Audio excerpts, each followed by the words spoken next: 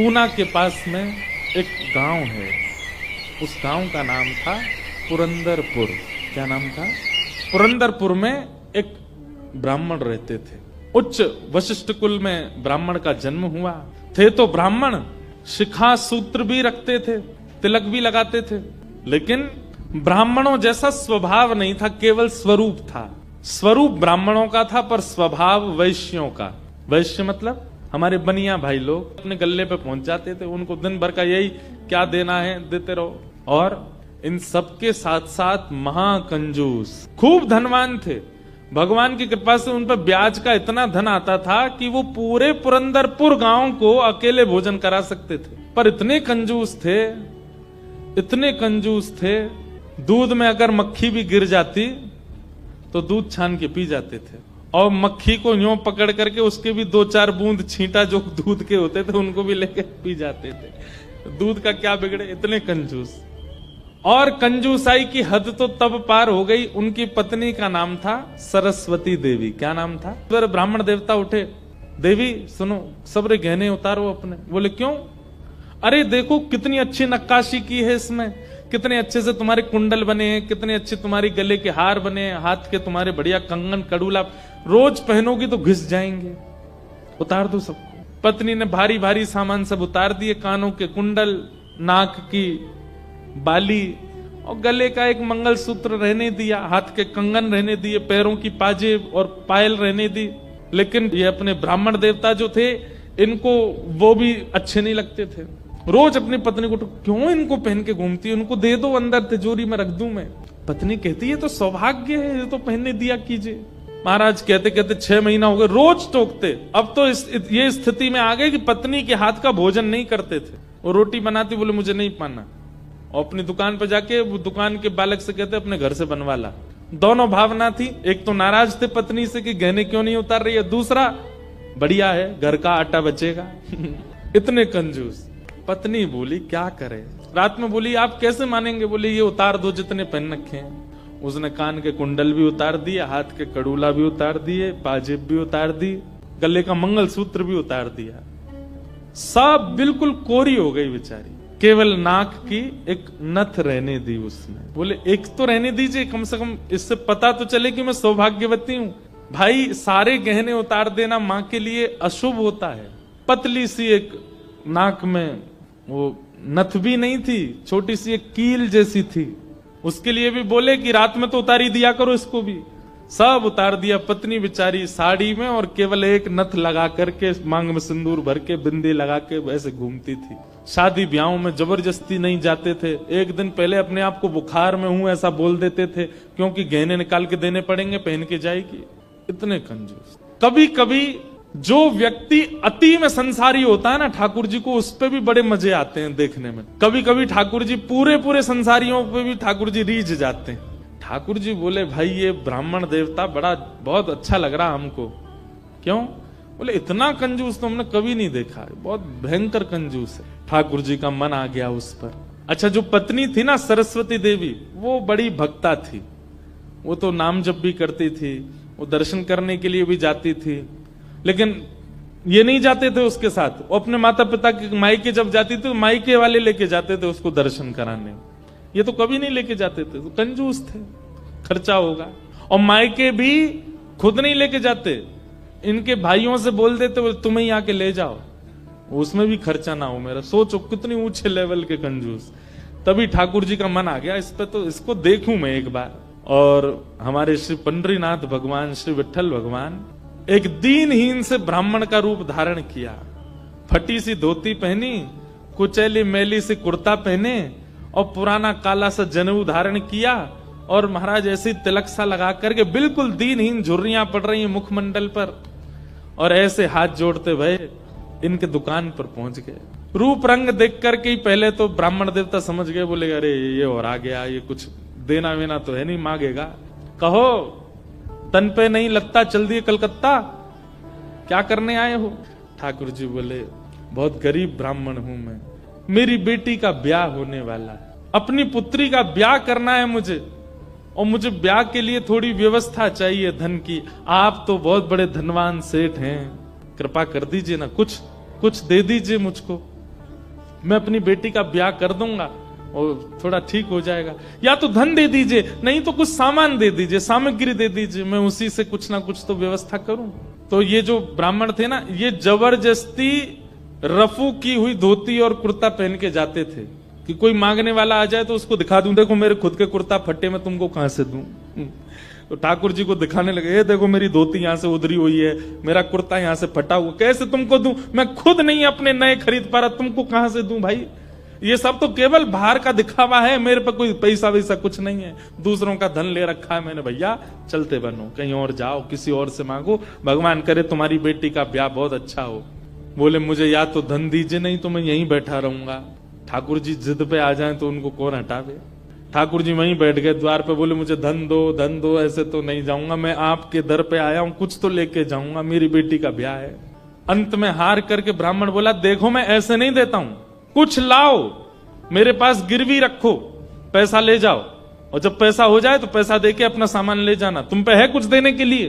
ठाकुर जी बोले मुझ पे तो कुछ भी नहीं है, मुझसे कुछ काम करा लीजिए दुकान में, मैं ये कर दूंगा, आपकी साफ सफाई कर दूंगा, इतना कर सकता हूं, उसके बदले कुछ दे। बोले उसकी जरूरत नहीं है, सब है नौकर चाकर मेरे पास, मैं तुम्हें बस इतना कह सकता हूं, कोई मूल्यवान सामग्री दो, पैसा ले जाओ, और जब पैसा हो जाए तो पैसा वापस दे के सामग्री ले जाना, मतलब इतना भी दान नहीं कर सकता हूं। ठाकुर जी बोले ठीक है, मैं जाता हूं, कुछ ढूंढ के लाता हूं। ठाकुर जी भी इतने खेलते हैं, ठाकुर जी जैसा खिलाड़ी नहीं है दुनिया में, इतना बड़ा खिलाड़ी कोई नहीं हो सकता। ठाकुर जी गए उस ब्राह्मण देवता के घर, और घर जाकर के द्वार पे खड़े होकर रोने लगे, इतना रोए, भीतर से सरस्वती देवी निकल के आई। अरे अरे अरे अरे ब्राह्मण देवता, आप इतना रो क्यों रहे हैं, क्या बात है। छोटी सी मेरी लाली बड़ी हो गई है, उसका ब्याह के लिए मैं बहुत दिन से वर ढूंढ रहा था, बड़ी मुश्किल से एक लड़का मिला है, अपनी बेटी का ब्याह करना है। बहुत जगह ठोकरें खा के मांगा मैंने, मुझे किसी ने सहायता नहीं दी, अंत में तुम्हारे द्वार आया हूं, यहां भी नहीं मिला, बेटी को क्या मुंह दिखाऊंगा, यहीं प्राण त्याग दूंगा, जहर मेरी जेब में ही रखा है। सरस्वती देवी तो बेचारी बड़ी भावुक, भक्त का इस स्वभाव है कि वो दूसरे की पीड़ा देख ही नहीं पाएगा, तब समझो वो भक्त। सरस्वती देवी तो रोने लगी, आंखें लाल पड़ गई, बोले भगवान मेरा मन अगर मुझ में सामर्थ्य होती मैं पूरा घर आपको दे देती, पर मैं क्या करूं, मेरे पतिदेव इतना प्रतिबंध लगा के रखते हैं कि मैं स्वयं ऐसे रहती हूं, मैं आपको क्या दूं। ठाकुर जी तो इतने पछाड़ खा के गिर पड़े, अरे हाय राम, अब तो मैं जहर खाना ही पड़ेगा, निकालू कहाँ है। सरस्वती देवी रुकी रुकी रुकी, ऐसा मत कीजिए भगवान, चरण पकड़ू आप, मेरे पास एक ही वस्तु है। और तुरंत अपनी नाक की जो कील थी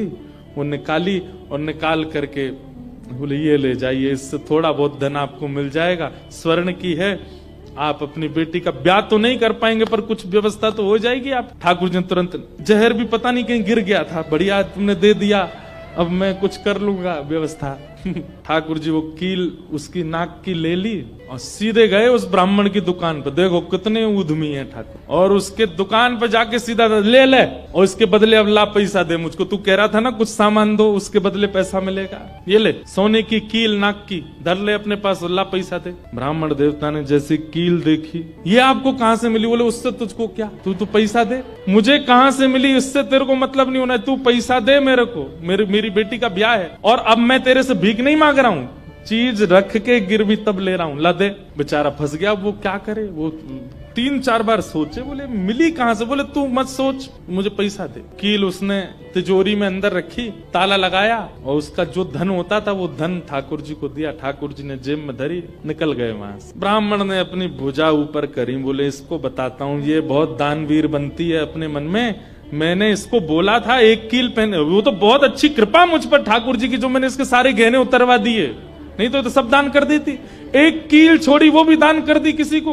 पहुंच गए। अब यहां वो ब्राह्मण जा ही रहा था अपने घर, उससे पहले दुकान का जो मुनीम था वो बेचारा सरस्वती देवी को बहुत मानता था, कभी कभी सहायता कर देती होंगी उसकी। वो सेठ जी से, इनसे ब्राह्मण देवता से पहले ही दौड़ के गया और जाके बोला मैया आज बचो आप। बोले क्यों, आपने कोई कील दी थी किसी को? बोले हाँ दी तो थी, एक ब्राह्मण के ब्याह के लिए दे दी थी। क्या हो गया?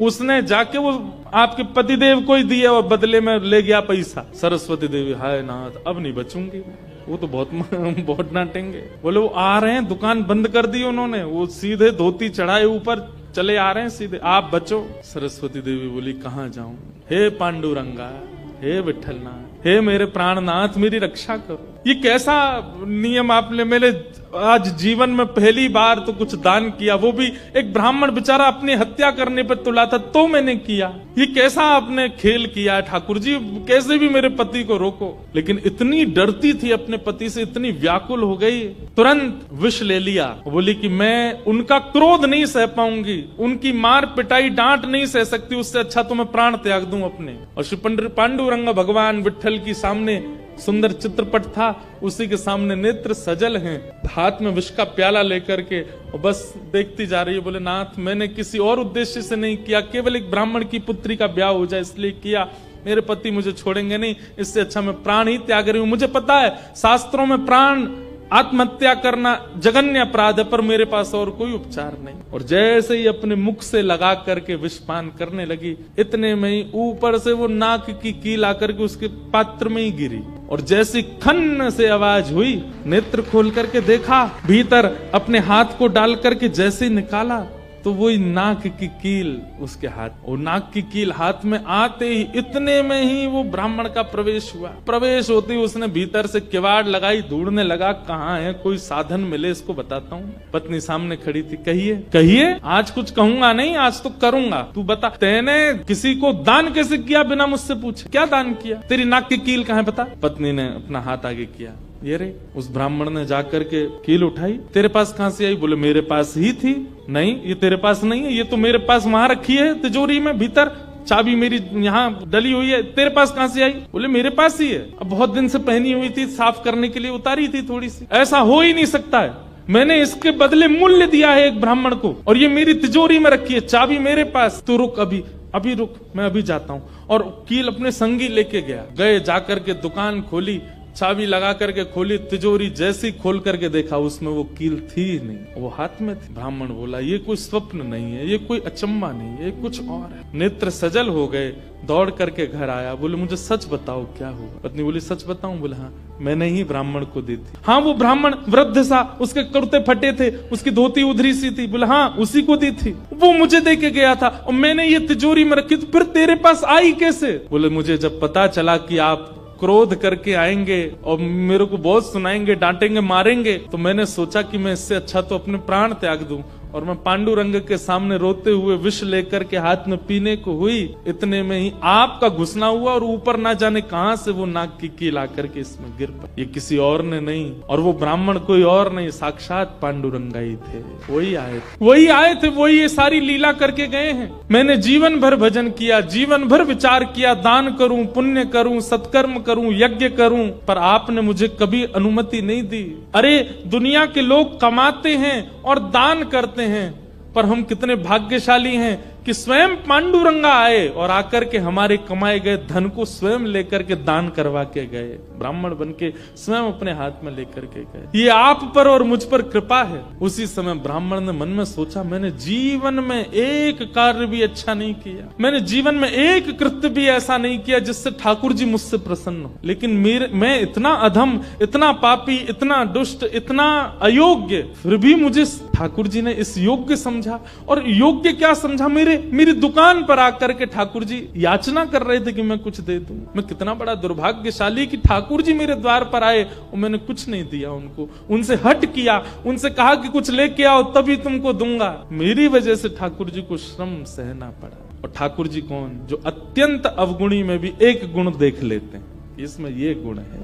उसी समय उस ब्राह्मण देवता ने विचार किया कि अब किसके लिए जीना। अपनी दुकान बंद कर दी, दुकान को बेच दिया, घर को बेच दिया, और पत्नी के साथ आ गए श्री पंढरपुर। और पंढरपुर में विट्ठल भगवान के आगे आकर के बहुत रोए, याचना करने लगे, नाथ मेरे दुकान पर आप खड़े हो गए आकर के, और मैंने आपको इस प्रकार से दुत्कार दिया, इस प्रकार से आपको कर दिया। बहुत रोए, हे नाथ ये तो उल्टा हो गया, आप खिलाड़ी हैं और मैं खेल हूं, आपको मुझसे खेलना चाहिए, पर मेरे द्वार पर आकर के आप मांगते रहे और मैं मना करता रहा, मैंने गलत किया ना। और तब से उन्होंने पंढरपुर निवास कर दिया, सब छोड़ करके केवल पांडुरंग भगवान के सामने बैठ के कीर्तन गाते। उन्हीं का नाम फिर हो गया भक्त पुरंदर। बोलो भक्तराज पुरंदर की। इसीलिए कहते पुरंदराचा। जय जय जय राम कृष्ण हरि।